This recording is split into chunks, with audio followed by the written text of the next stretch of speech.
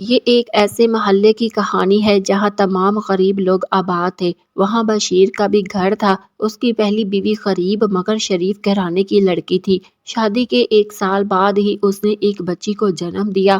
تب سے ہی وہ بیمار رہنے لگی تھی۔ روز بروز کمزور اور زرد پڑتی جا رہی تھی۔ آس پاس پڑوس کی عورتیں اسے دیکھ کر پریشان ہو گئی کہ جب شادی ہو کر آئی تھی تو پھول کی طرح کھلی ہوئی تھی، ایک بچی کی پیدائش کے بعد ایسا روگ لگ گیا کہ کملا کر رہ گئی تھی۔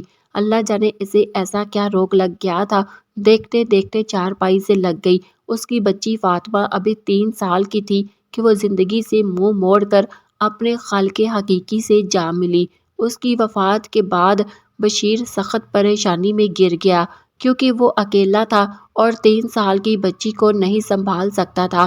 اسے جوئے کی لت بھی تھی، زیادہ وقت دوستوں کے ساتھ گزارتا، بچی کبھی کبھی پڑوس میں چھوڑ جاتا۔ پڑوسن نے بچی پر ترس کھاتے ہوئے بشیر کے لیے رشتے کی تلاش شروع کر دی۔ بالآخر ایک رشتہ ڈھونڈ نکالا۔ لڑکی کا نام کوثر تھا۔ پڑوسن کی کوششوں سے بشیر کی شادی کوثر سے ہو گئی اور اس کا گھر پھر سے آباد ہو گیا۔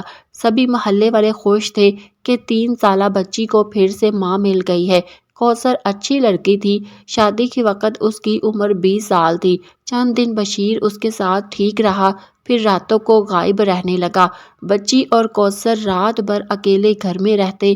بشیر نے نوکری بھی چھوڑ دی کیونکہ وہ رات بھر دوستوں کے ساتھ ہوتا، صبح آتے ہی سو جاتا، دوپہر کو نیند سے بیدار ہوتا۔ اسی طرح وہ کہیں جم کر کام نہیں کر سکا، جس کی وجہ سے کوثر پریشان رہنے لگی۔ وہ محلے کی عورتوں سے کہتی کہ مجھے کام دلوا دے، جھاڑو پوچھا میں سب کروں گی، برتن دھو لوں گی، لیکن مجھ سے ننھی بچی فاطمہ کا بھوک سے ہلکان ہونا نہیں دیکھا جاتا۔ حالانکہ وہ سوتیلی ماں تھی مگر وہ بچے سے اس کی ماں جیسا سلوک کرتی، اور ان حالات سے تنگ آ کر اس نے بشیر سے پیسوں کا مطالبہ شروع کر دیا۔ وہ جب پیسے مانگتی، شوہر اسے مارنے پیٹنے لگتا۔ اس کے رونے کی آوازیں پڑوسی سنتے تو اسے سمجھاتے، لیکن اس پر کوئی اثر نہیں پڑتا تھا۔ سال بعد کوثر نے مریم کو جنم دیا۔ اس نے سوچا شاید اب شوہر بھی ٹھیک ہو جائے گا، مگر ایک بار جوئے کی لت لگ جائے تو بمشکل سے ہی چھوٹتی ہے۔ وقت نہایت تکلیف میں گزرنے لگا۔ کوثر دونوں بچوں کو پڑوسن کو دے کر صبح کام کے لیے نکلتی تھی تو شام کو لوٹتی تھی۔ اس صورتحال کو روز روز کون برداشت کر سکتا تھا؟ بالآخر پڑوسن نے بچیوں کو سنبھالنے سے انکار کر دیا۔ اب سوائے مائکے جانے کے اور کوئی راستہ نہیں تھا۔ وہ دونوں لڑکیوں کو لے کر باپ کے گھر چلی گئی اور تمام اقوال سے آگاہ کیا۔ اس کے باپ نے بشیر سے طلاق کا مطالبہ کر دیا۔ بشیر نے بیوی کو طلاق دینے سے انکار کر دیا۔ اب عدالت جانے کے اور کوئی راستہ نہ بچا۔ کوثر کے والد نے عدالت میں طلاق کا کیس دائر کیا۔ جب عدالت میں بیان کا وقت آیا تو جج صاحب نے کہا کہ جانتی ہو کہ اگر تم طلاق لو گی تو بچی باپ کو مل جائے گی۔ اس نے فاطمہ اور مریم کو سینے سے لگا لیا اور پھوٹ پھوٹ کر رونے لگی۔ شوہر نے کہا کہ جج صاحب، بڑی لڑکی کی یہ سوتیلی ماں ہے، اسے پہلے مجھے دلوا دے اور دوسری بھی مجھے بخش دے، کیونکہ طلاق میں نہیں دینا چاہتا، یہ خود لینا چاہتی ہے۔ میں بیوی کو اپنے گھر میں رکھنا چاہتا ہوں، میں صلح کرنا چاہتا ہوں۔ اس پر کوثر نے دونوں بیٹیوں کو پیار کیا اور پھر روتی ہوئی انہیں شوہر کے حوالے کر دیا۔ اس منظر کو دیکھ کر جج صاحب بھی حیران رہ گئے۔ انہوں نے کہا کہ تمہیں بیٹیاں دینے کا کوئی دکھ نہیں کیا؟ تم ان معصوم بچیوں کی خاطر صلح نہیں کر سکتی؟ کوثر نے کہا جج صاحب، کون ماں اپنے دل کے ٹکڑے جدا کر سکتی ہے؟ میرے اندر بھی ممتا ہے، جس دل سے بچیاں اس کے حوالے کر رہی ہوں میرا دل بھی جانتا ہے، لیکن یہ بھی سوچنا ہے کہ آج میری ایک بچی ہے، کل اور بچے ہو جائیں گے۔ اگر بعد میں اس نے خود مجھے طلاق دے دی تو مشکل ہو جائے گی۔ آج ایک کو جدا کر رہی ہوں، کل دوسرے بچے بھی جدا ہوں گے۔ عورت کی اس دلائل پر جج صاحب نے طلاق کا فیصلہ دے دیا۔ پہلی بچی جو شوہر کی تھی اسے دے دی اور چھوٹی بچی کو ماں کے حوالے کر دیا۔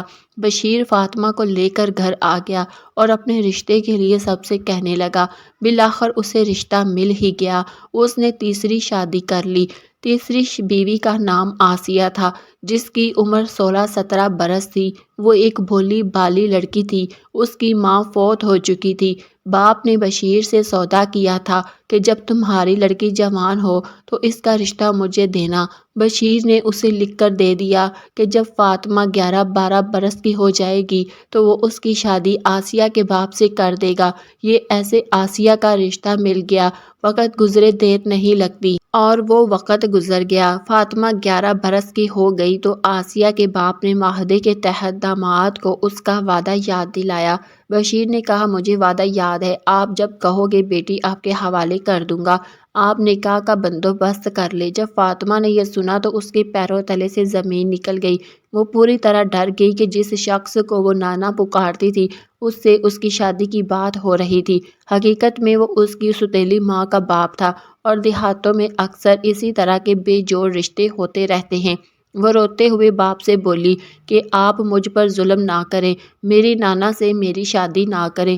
باپ نے کہا کہ بیٹی وہ تیرا حقیقی نانا نہیں ہے، میرا اس کے ساتھ معاہدہ ہو چکا ہے، ورنہ وہ اپنی بیٹی آسیہ مجھ سے واپس لے جائے گا، پھر کیا ہوگا؟ تمہارے یہ چھوٹے چھوٹے بہن بھائی ماں کو ترسیں گے، کون پالے گا؟ میں تمہیں اپنی عزت کا واسطہ دیتا ہوں، میری بات مان جاؤ، ورنہ مجھے تھانے کچہری جانا پڑے گا اور بہت خواری ہوگی۔ وہ مسلسل روتی رہی اور انکار کرتی رہی، لیکن آسیہ نے بھی شوہر کا ساتھ دیا، اس کو سمجھا بجھا کر زبردستی دلہن بنا دیا۔ اپنے چھوٹے بچوں کا واسطہ دے کر فاطمہ کو مجبور کر دیا کہ وہ اپنی سوتیلی ماں کے باپ کی بیوی بن کر اس کے گھر چلی جائے۔ فاطمہ نے بالآخر صبر کر لیا۔ فاطمہ ایک فرشتہ بچی تھی، اس نے کسی سے نہ فریاد کی اور نہ شکایت کرتی بھی تو کس سے، کون اس کی سنتا؟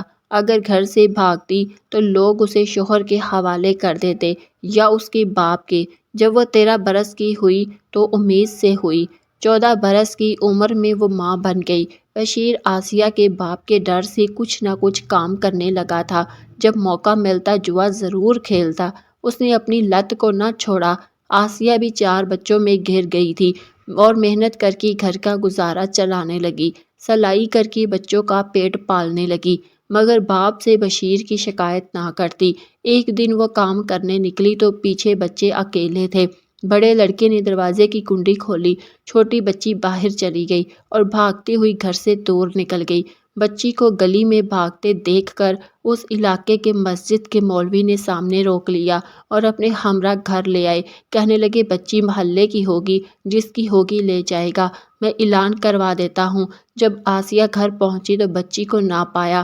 تینوں بچوں سے پوچھا تمہاری چھوٹی بہن کہاں ہے؟ انہوں نے لا علمی کا اظہار کر دیا۔ وہ روتی ہوئی اسے تلاش کرنے گھر سے نکلی تو گلی میں ایک عورت مل گئی۔ اس نے رونے کا سبب پوچھا، میری بیٹی جو 3 برس کی تھی کہیں کھو گئی ہے، میرے ساتھ آؤ۔ عورت بولی مولوی صاحب کے پاس چلتے ہیں، وہ مسجد میں اعلان کروا رہے تھے، شاید تم نے اعلان نہیں سنا۔ آسیہ مولوی صاحب کے پاس گئی۔ اس وقت بشیر نے بیوی کو مولوی کے گھر جاتے دیکھ لیا۔ اس نے اعلان نہیں سنا تھا، کیونکہ اعلان ہو جانے کے بعد وہ گھر کی طرف آیا تھا۔ وہ مولوی صاحب کے گھر کے دروازے پر کھڑا ہو کر بیوی کے باہر آنے کا انتظار کرنے لگا۔ جب آسیہ بچی کو لے کر نکلی تو بشیر نے اسے کچھ نہ کہا اور اس کے پیچھے پیچھے خاموشی سے چلتا رہا۔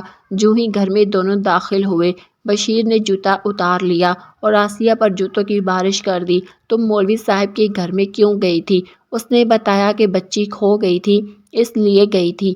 اس نے کہا کہ میری غیر موجودگی میں تم گھر سے نکلی کیوں؟ اب تمہاری یہ سزا کہ تمہیں طلاق نہیں دوں گا، مگر بچے تم سے چھین کر اپنی بیٹی کے پاس چھوڑ آؤں گا۔ اس روز بشیر نشہ پی کر آیا تھا۔ اس نے آسیہ کو اتنا مارا کہ وہ نڈھال ہو کر گر گئی۔ اس کے صبر کی حد ہو گئی۔ شام کو چادر لپیٹ کر وہ اپنے باپ کے گھر چلی گئی۔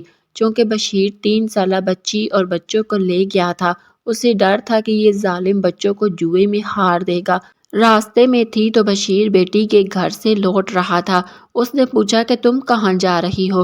وہ بولی اپنے باپ کے گھر جا رہی ہوں، میں تمہارے ساتھ نہیں رہ سکتی۔ اس نے کہا تمہیں ہر صورت میرے ساتھ رہنا ہوگا، اگر باپ کے گھر بیٹھو گی تو میری بیٹی کو بھی طلاق ہو جائے گی۔ اس کے بچوں کا کیا ہوگا؟ وہ بولی میں پال لوں گی اور میرے بچوں کو تمہاری بیٹی پال لے گی۔ اس بات پر بشیر نے آسیہ کے منہ پر تھپڑ مار دیا اور وہ زمین پر گر گئی۔ آسیہ کو بازو سے پکڑ کر اسے اٹھانے لگا، اپنے ساتھ گھر لے جانے لگا، لیکن آسیہ نے اس کے ساتھ جانے سے انکار کر دیا۔ وہ ہاتھ چھڑوا کر بولی مجھے چھوڑ دے، میں تیرے ساتھ نہیں جاؤں گی۔ اسی شور شرابے پر ارد گرد کے لوگ اکٹھے ہو گئے، پوچھنے لگے کہ کیا بات ہے۔ بشیر نے کہا یہ میری بیوی ہے، تم لوگ جاؤ یہاں سے، ہمارا آپس کا معاملہ ہے۔ آسیہ بولی کہ میں اس کی بیوی نہیں ہوں، میں اسے نہیں جانتی، یہ جھوٹ بول رہا ہے۔ لوگ پریشان ہو گئے کہ آخر کیا معاملہ ہے۔ بشیر نے بڑے مجمع کے سامنے طلاق طلاق طلاق کے الفاظ کہے، کیونکہ اب وہ آسیہ کو کچھ نہیں کہہ سکتا تھا اور نہ مزید مار سکتا تھا۔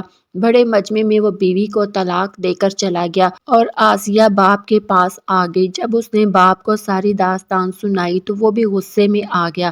اس نے فاطمہ کو کہا کہ چل میں بھی تجھے بھرے بازار میں کھڑے کر کے طلاق دوں گا تاکہ تیرے باپ کو پتہ چلے کہ کسی کی بیٹی کو کس طرح طلاق دیتے ہیں۔ فاطمہ اور آسیہ نے بہت روکا لیکن اس کی ایک نہ سنی۔ ایک وحشی مرد نے اپنے جیسے دوسرے وحشی مرد سے بدلہ لینے کی قسم کھا لی تھی اور اسی طرح بازار میں کھڑا کر کے آسیہ کے باپ نے فاطمہ کو طلاق کے الفاظ 3 بار کہے اور اسے بازار میں چھوڑ کر چلتا بنا۔ فاطمہ روتی ہوئی باپ کے گھر آ گئی۔ جب باپ نے دیکھا تو پوچھا کیا ہوا ہے؟ اس نے تمام احوال سنایا۔ آپ نے جیسے آسیہ کے ساتھ کیا ویسے ہی اس کے باپ نے میرے ساتھ کیا۔ اب تمہارے بچے میں پالوں گی اور میرے بچے آسیہ، ایسا ہی کہا تھا نا، تو اب ویسا ہی ہوگا۔ بشیر کو اپنی غلطی کا احساس ہو گیا تھا، مگر وقت گزر جانے کے بعد اس روز وہ بہت رویا تھا، مگر اب رونے کا کیا فائدہ، کیونکہ بچے جو پھول ہوتے ہیں وہ پھول مرجھا گئے تھے، کیونکہ ان کی مائیں ان سے جدا ہو گئی تھی۔